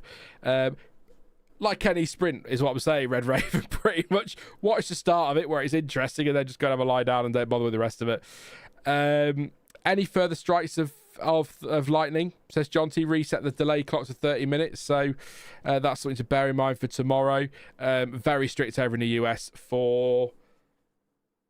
I think was there somebody killed back in the mid 2000s? I think like 2011ish, 12ish, somewhere around there, maybe. Spectator, and that's why they're really strict over in the US with it. It might have been earlier. I'm trying to think. Stewards have noted Russell and Antonelli for failing to follow race direction instructions, maximum delta time, blah blah blah blah blah. But yeah, nothing will come of it. Let's have a look at some of your predictions. I've got a couple of predictions in. So Fud says Antonelli, Leclerc, Verstappen top 3. Ash says Verstappen, Antonelli and Leclerc for top 3. John says Pocono in 2012 NASCAR race, 1 killed, 9 injured. So there you go, spectators. I thought it was somewhere around there. Yeah. So I don't know where that information was stored or why, but it was, and then there you go. I got something right for a change. So thank you for confirming.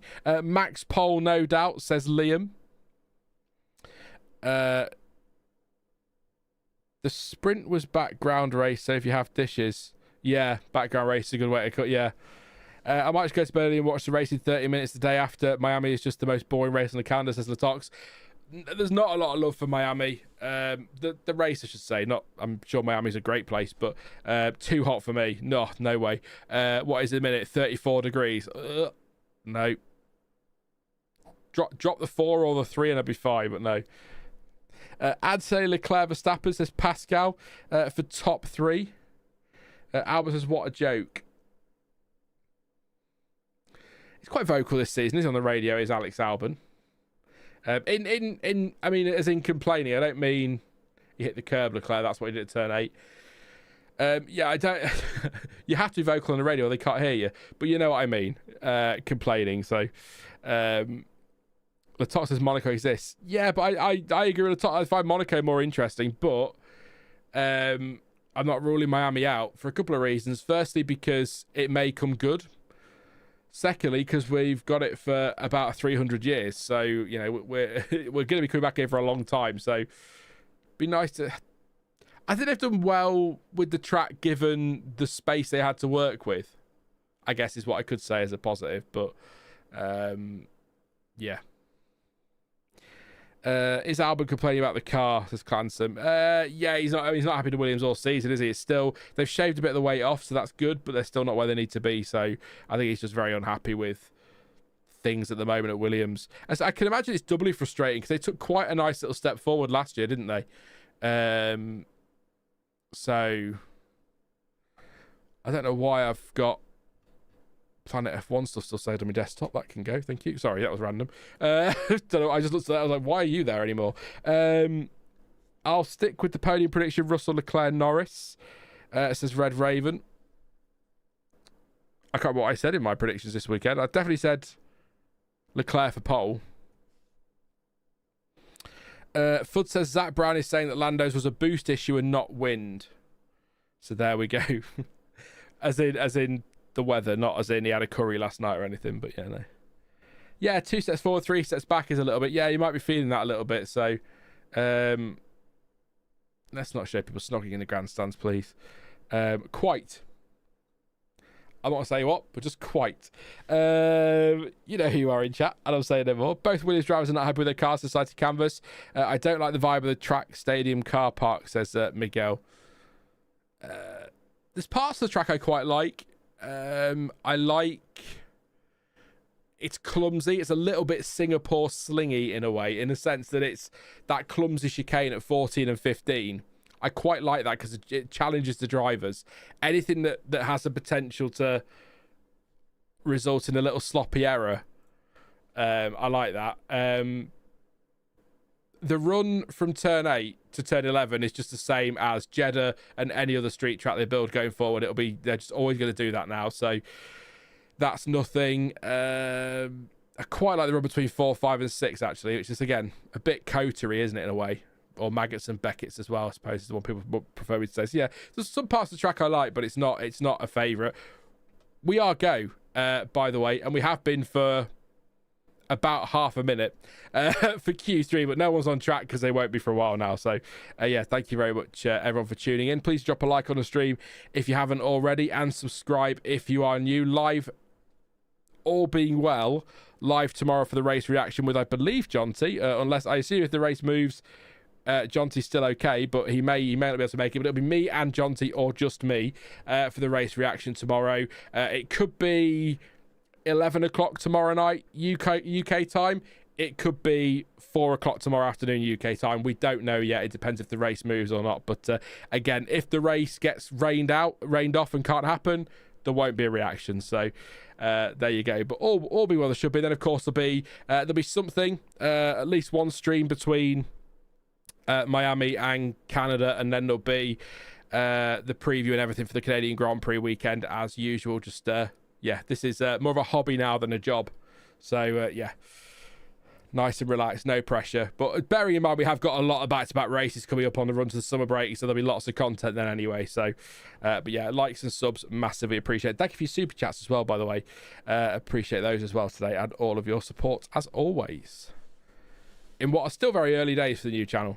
I will say that. So hopefully it's something I can keep doing. We shall see. I was just going to check. What was I going to check? There we go. Sorted. John says if it's rained off completely, me and Sean will play a game or something. Yeah, I'll get Farming Simulator on. I've got a grass field to plant, so we can get on with that. I don't hate the track, says Locomotive. I hate the US has 3 races, 2 of which are street tracks, all about the location. And Society Canvas says maybe Miami should be a night race to make it more interesting. I think that stadium lit up at night could be quite cool. I'll give you that. Got an itch right on my nose there. There you go. Under my nose, not up it.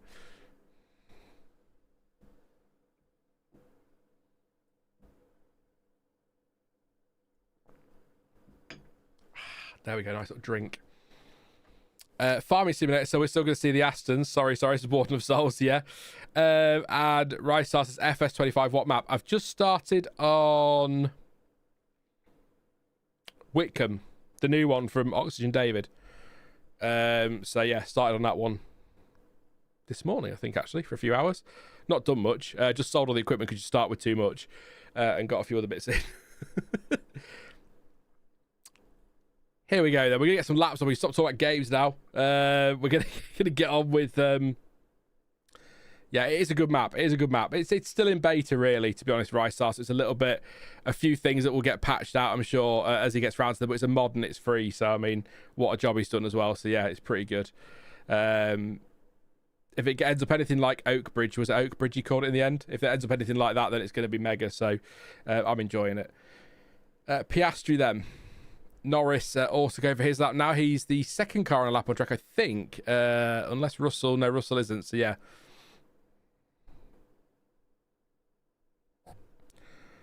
Let's see what Piastri could do. Purple, obviously, in the first sector. First one to do a title. Wait to see what Norris does as he comes through the first sector, how that compares. So a 30 flat for Piastri. Norris does a 30.1, so just down on his teammate. Who are you watching, Rysarth, do the Let's Play? Just out of interest. There's a couple I'm watching. I do love a Let's Play. I've got to be honest. Yes, Daggerwing. I'm a member. I love Daggerwing. Daggerwing's great. Sorry, I'm back on F1, but I've got me and Rysarth having a chat. You lot entertain yourselves. I like Daggerwing quite a lot. Yeah, so I always watch his videos of an evening. Him and City Planner players get way too much of my time. That's all I'm saying. Norris said, so Piastri is going to go quickest because he's the first one to set a lap. Over the line, he goes 1:28.6. Norris improving on his lap, though. So what's he going to do? He goes fastest, so he was quick. His final sector, 24.8, was a tenth quicker, but his middle sector was 4/10 quicker than his teammate, so half a second quicker at this stage, Lando Norris and his teammate. But Max Verstappen, purple in the middle, pretty much matching Norris, so...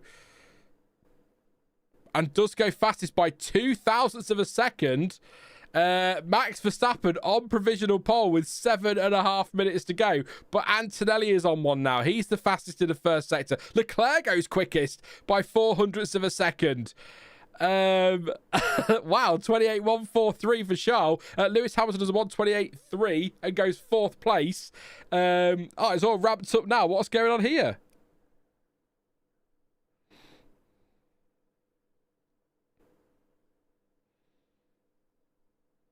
Antonelli's, again, quicker, but it's that middle sector from Norris and Verstappen as well is really impressive, actually. Colapinto goes 6th. Here goes Antonelli. Can he go fastest? He does it by 3.5 of a second. What a lap from Antonelli. 1:27.7. Russell, obviously personal best over the line. Goes 5th fastest. He's 4/10 off his teammate. Russell is not feeling it at the moment, is he? At all. So Antonelli currently fastest on a 1:27.798 from Leclerc, 3.5 back. Then it's Verstappen in 3rd, Norris in 4th, with nothing between those three. Russell in 5th, Hamilton 6th, Piastri 7th, Colapinto 8th, Hadjar 9th, and Gasly 10th after the first run. So what a start there. This is tight, John T. Antonelli aside. Chainsaw, I watched Chainsaw 100 as well, Rysarth. I watched their competitive multiplayer. So I watched Dagwin, then Chainsaw straight after. Of course I watched Chamber. Of course I watch him. There's a racing DLC for City Skylines Duck. Yeah, there is. I was hoping it might be on City Skylines 2, but it wasn't. So yeah, there we go. Hey Kaori, hope you're well. Having a good one. Just tuning in time for what looks like a very tight qualifying session. Or it did until Kimi Antonelli turned up. Blew everyone away with a heck of a lap there, but yeah, very close behind Verstappen, 400ths off Leclerc, Norris 2,000ths off Verstappen, Russell only 100th behind in 5th. That is very close. So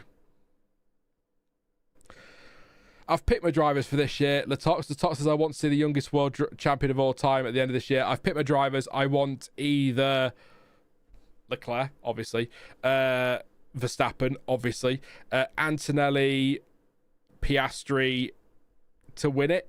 I'd like to throw Hadjar in there, but I'm not sure he will. But I'll put him in there. They're the ones I'd like to see win it this year. Yeah, it's no hate on any other driver. They're just the ones I want to see win it. So of the realistic choice, if I'm picking a driver, I'd love to see do it. I'd love to see Esteban Ocon, for example, or someone like that to spring a surprise and shock us all. But of the realistic options, they're the ones I say backing, but they're the ones I'd like to see. I'd love that record going for youngest world champion would be cool, and it'd be quite a gap as well, wouldn't it? You'd have quite a head start, if you like. So, yeah.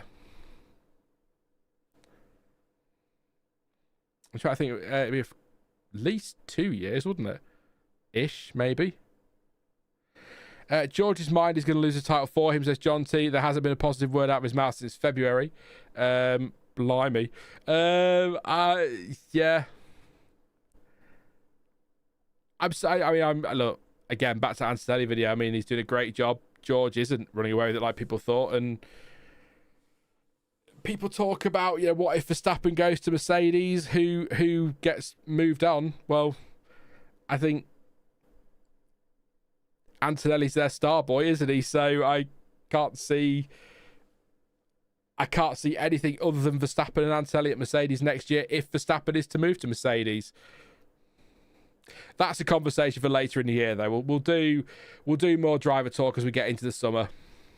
Once we've got this rules tweaking sorted and we actually get some kind of rhythm in the season, would be nice, wouldn't it? Once we get, because we've got Canada 3 weeks from tomorrow, then we've got a week off, and then it's Monaco, Barcelona, then a week off, and it's Austria, Silverstone, and then a week off, and it's Belgium, Hungary, and then it's summer break. So once we get going, hopefully we can start talking more about drivers. But I'm not saying Verstappen is going to Mercedes, but if he did, I think it would be him and Antonelli. Yeah. What that means for anybody else, I don't know. Again, we'll do that on a stream one day. We'll get some little cutouts of drivers, and we'll start sticking them on the doodle board at different teams, and we'll faff about and draw funny pictures and stuff.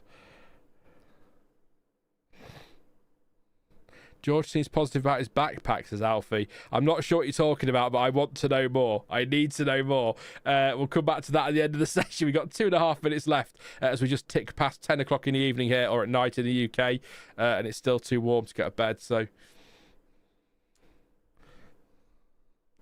for Sean.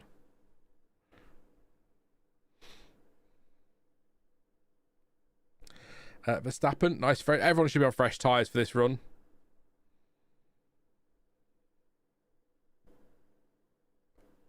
What's happened? Oh, the two Mercedes. The second time this weekend they've nearly had a little moment in the pits there. Whoa, that was close, he says. He's his namesake, Kimi, it's rubbing off on him. It's rubbing off on him. We got a bois from Antonelli. That's it. He's got his meme now, hasn't he?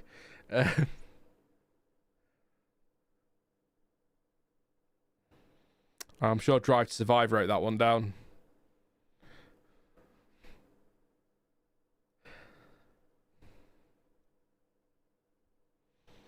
Right, 1:25 to go in the final part of qualifying. Antonelli on provisional pole, 1:27.798, 3.5 tenths clear of Charles Leclerc. His teammate George Russell 4 tenths off the pace at the moment. But yeah, this is. I'm not going to. I still think someone could challenge Kimi here, but it's whether his lap's going. His lap might be even better. Track evolution's high around Miami as well, with it being a street circuit. So. We might see the tyres improve. Not from Russell though. Personal best, which is good, but he's still 600ths off his teammates. So a 29.8 is an improvement for him, but it's not close enough at the moment. Antonelli is 5.3 seconds down in the first sector. So what's happened there? Has he backed off to go again? Did he get caught up with Piastri there? Piastri's 5 tenths down. So I'm not sure what's going on. Something's happened there, I suspect. We'll wait and see. There might be a replay. Russell, 10.5 down, but is again improving. less than 20 seconds to go. In fact, there are 15 seconds to go. They can complete the laps, of course, if they're starting. Will Verstappen? He will get there. Yeah, he's got 10. Yeah, Verstappen will make the line. Was Russell wide there? Piastri perp in the middle sector, but still 3 tenths down. So 33.2. That's a really good middle sector from Oscar Piastri. Russell over the line stays P5. That is the flag. Russell's only P5. This could get worse for him, though. Russell was first to take the flag. Piastri he's down in the first sector on his own time. Perp in the middle sector. What's he going to do in the final sector? Does improve, but only a 28.5 and stays 7th.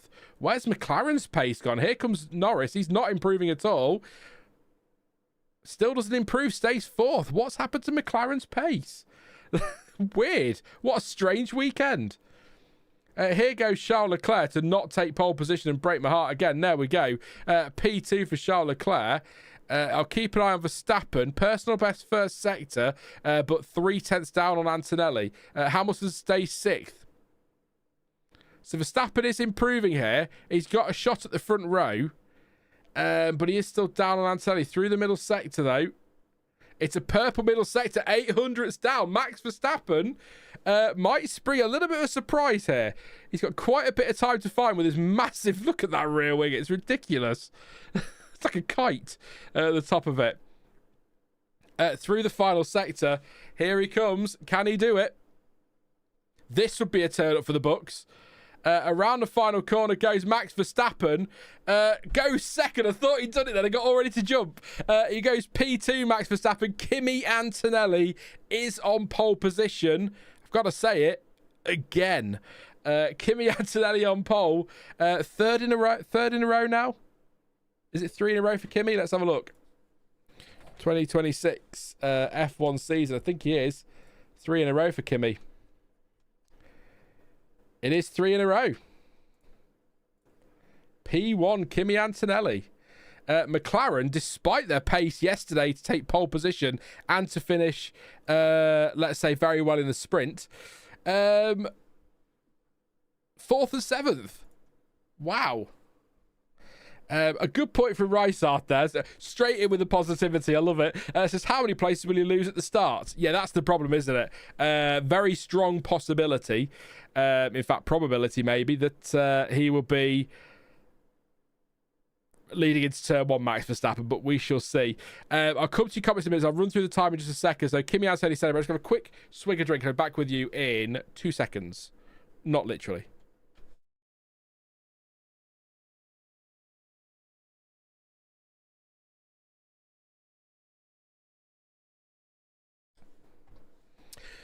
Right then.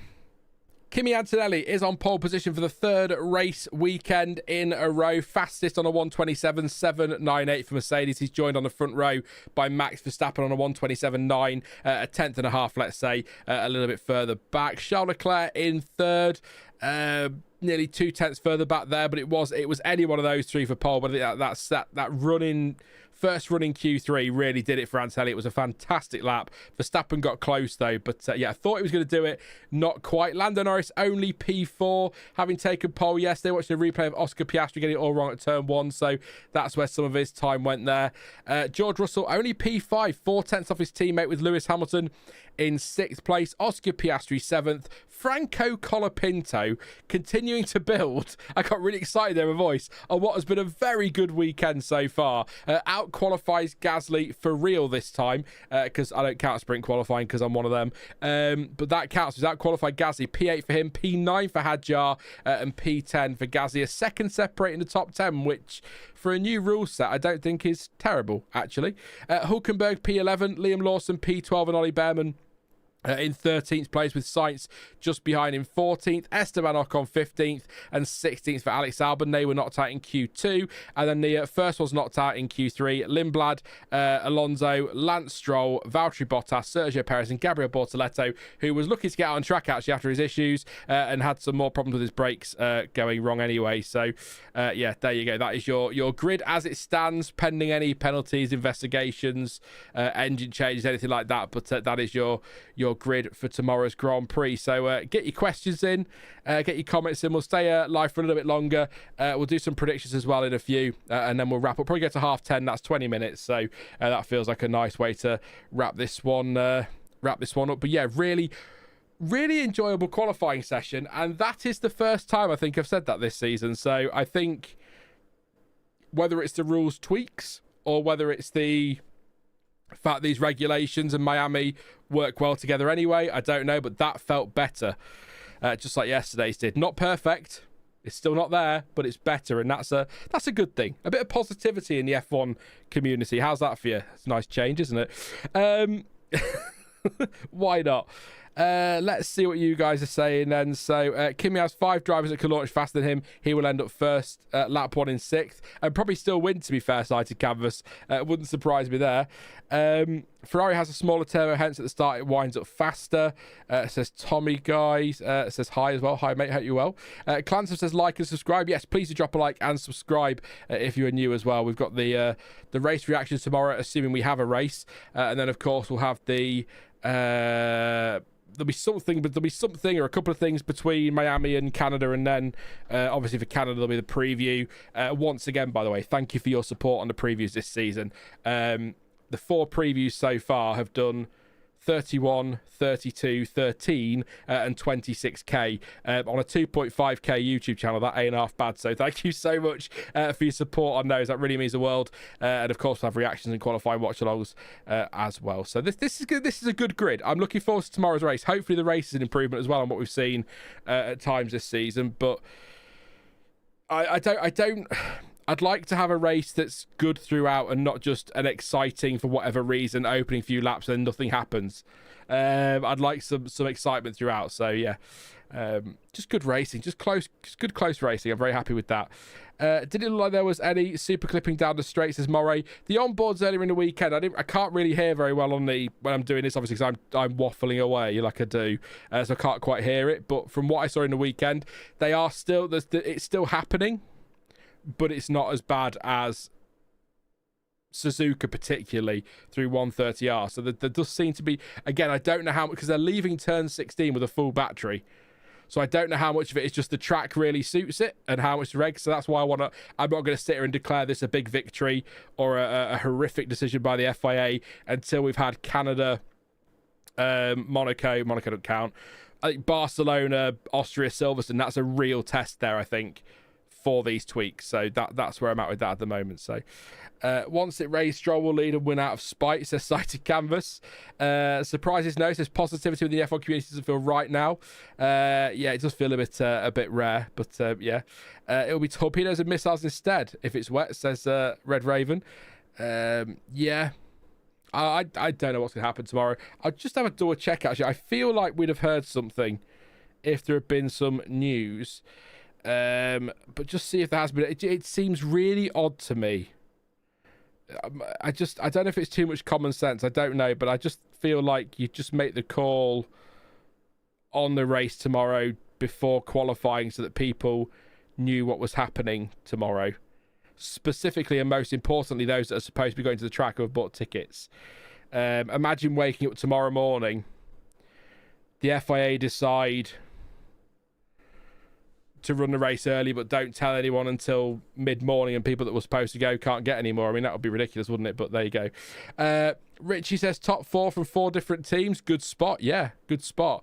Yeah, Mercedes, Red Bull, Ferrari, McLaren, and then Mercedes, Ferrari, McLaren, Alpine, Red Bull. So yeah, really mixed up in there. It's good to see. Baku will be a massive test side to canvas. Agree. I kind of want to see a wet standing start. No one really knows what will happen yet, other than chaos, of course, says John T. Yeah, I'm gonna say it now. But I'm gonna give you a prediction right now. If it rains, even a bit, and it's remotely wet at the start of the race tomorrow, I think it's a safety car start guaranteed.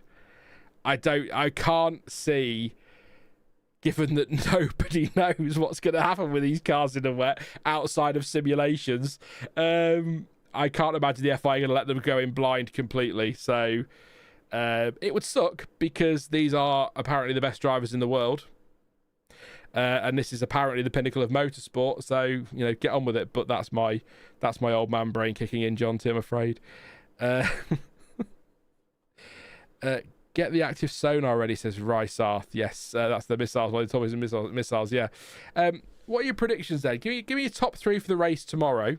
I will stick with mine from the preview because I don't want to go causing myself a headache when I forget things and get it all wrong next week and then somebody shouts at me. I went with Leclerc for pole, so I'm wrong immediately. Actually, while we're here, let's see what Eddie said, because Eddie is your representative this week for the predictions challenge that we're doing in the chats or in the comments. Eddie went with Oscar for pole, so neither of us get a point there. And Eddie has also said Lewis, Oscar and George for the podium tomorrow. I went Russell, Antonelli and Leclerc, so I might get a couple of half points in there, so 1 point. But yeah, that's where we're at the moment. I'll stick with that. I'll stick with that officially. Russell for the win, Antonelli second, Leclerc third. But because I want to predict based on what we've just seen rather than just what I thought on Tuesday afternoon, I'll go Verstappen. Oh. Didn't say that with any confidence at all. Antonelli. And I'm going to say that Ferrari the race away. And Russell gets P3. That's it. Verstappen for the win. Oh, do you know? I mean, what a turn up that would be. It really would be a surprise. Franco Colapinto's got an interview with Ted tomorrow if you're interested. So let's have a read of yours. So Red Raven says, can't change my mind, or can't change mine. I said Russell, Leclerc, Norris, and I am not happy with that. I think you might get half a point for Leclerc. I think he could make top 3, but I just have no faith in Ferrari anymore. I can't do it anymore.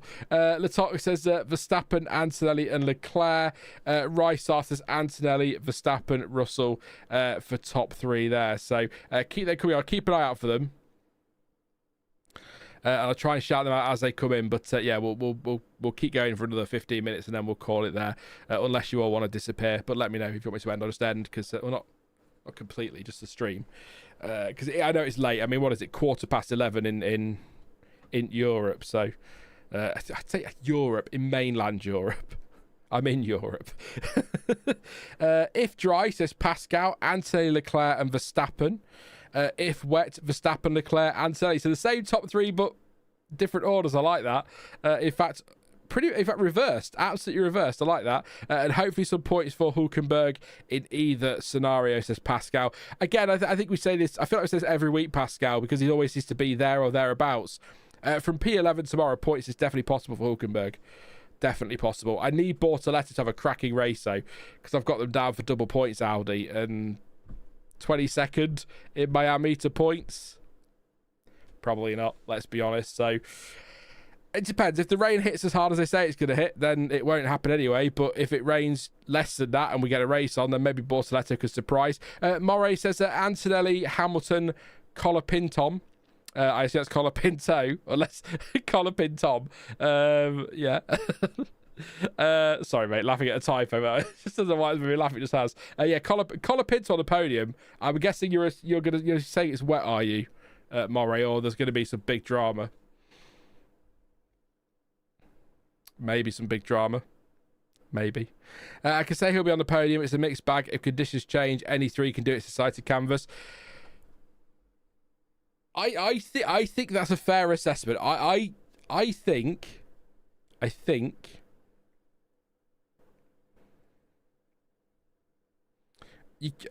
if we get absolute chaos, like you say, anyone could do it. But I think, realistically speaking, anyone from Antonelli down to Piastri could be on that podium.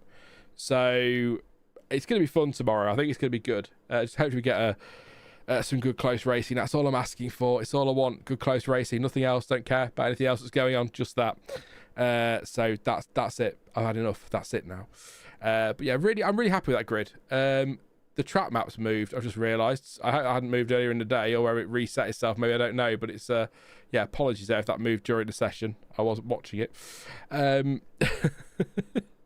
Nothing to add here. Looking forward to it if there can be a bit of chaos. But tonight I have to celebrate a bit that my 3 clubs all either avoided relegation or got promoted, says Red Raven. What are your 3 clubs, mate? Which ones are your 3 clubs?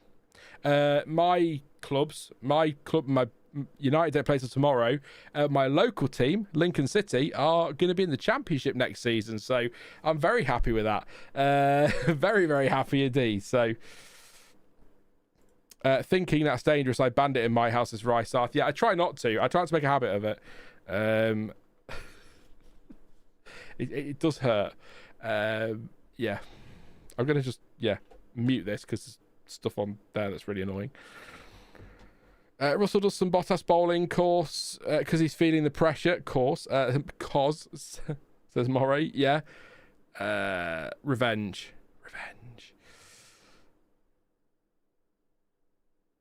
Max seems a bit happy with the car. It's a 7/10 gap to Hadjar. Is it a concern?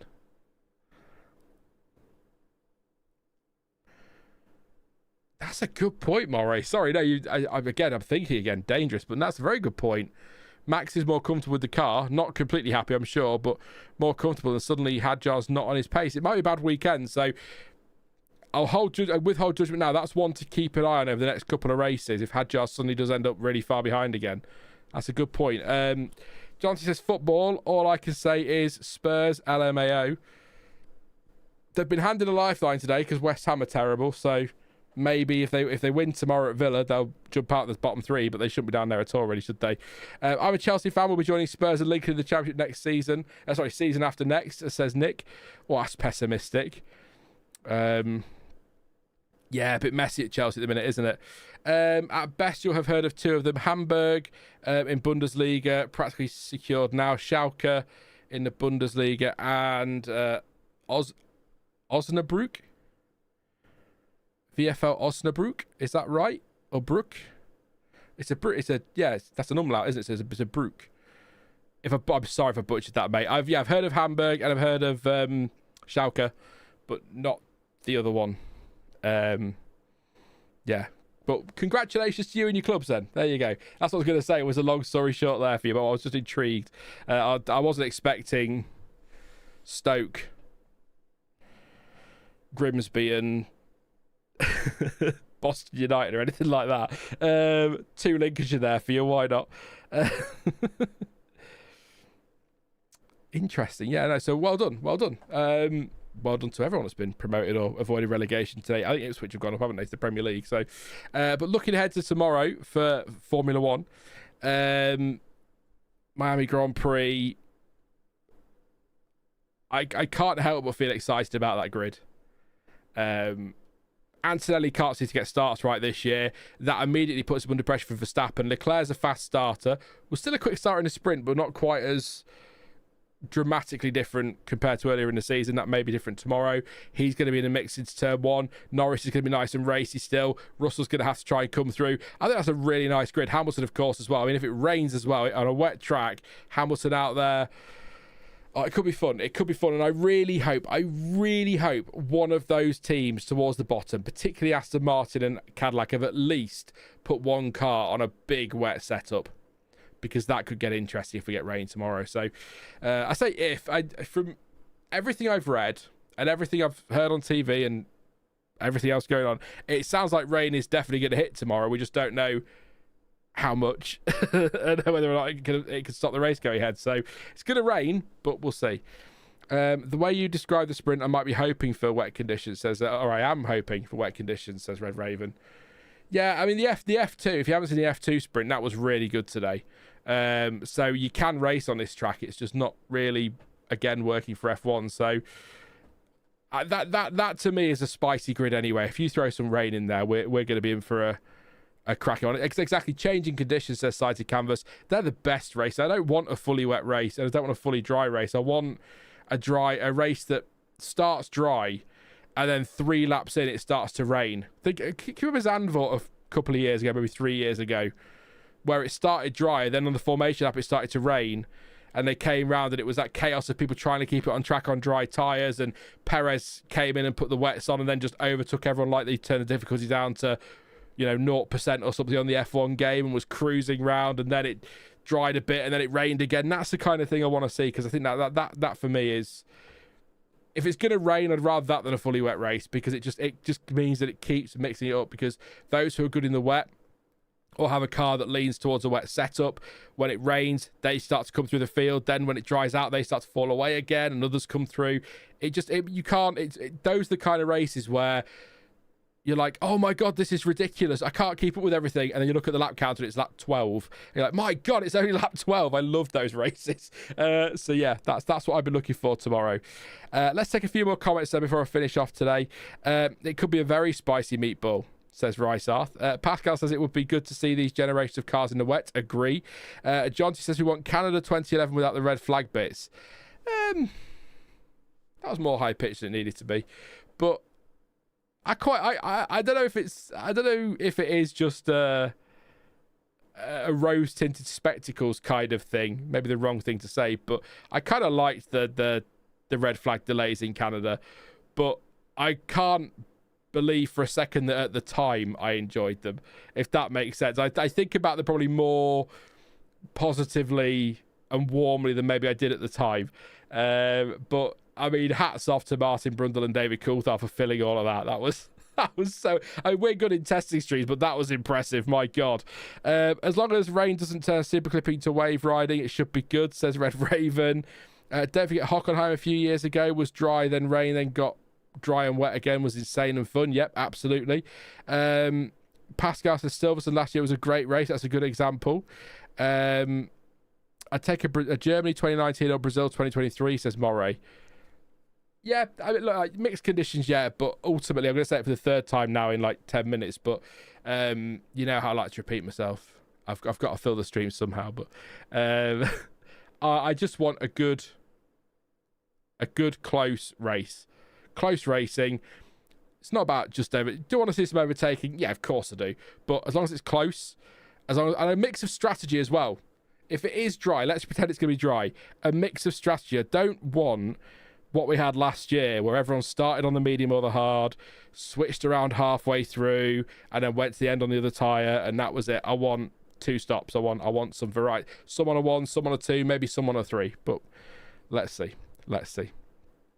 Nick would take Fuji 1976, and they never thanked me for telling them what the bloody bird was doing was during the delay. Says Johnson, that's a disgrace. You should write a full complaint to the BBC for that. Although, no. I think the BBC are probably okay for complaints at the minute. Actually, maybe not. It wouldn't get through. It won't be the most important thing for them to sort out. Let's put it that way. But yeah, I think that warrants an explanation. I'm not sure I want to hear, John T. Yeah, go on then, John T. That's how, Red Raven wants an explanation. So we're going to sit and stare at you now really uncomfortably until you tell us all what's going on. We won't really, but staring at him. Germany 2019, perhaps without the wet drag strip. That drag strip was so stupid. Cost Hulkenberg a podium, potentially. I think that was the race where I was adamant that was it. There was no. I thought that was it. Hulkenberg was never going to get a podium because clearly everything was against him, and then Silverstone last year happened. So, what a moment that was. So, yeah, that was. Yeah, put it on the list for the next pre-season testing. That's a good idea. I'm not going to read exactly what Johnson's just written. So he says, there was a bird on camera they couldn't identify, red-winged blackbird. I tweeted them and they didn't say my name. That's a disgrace.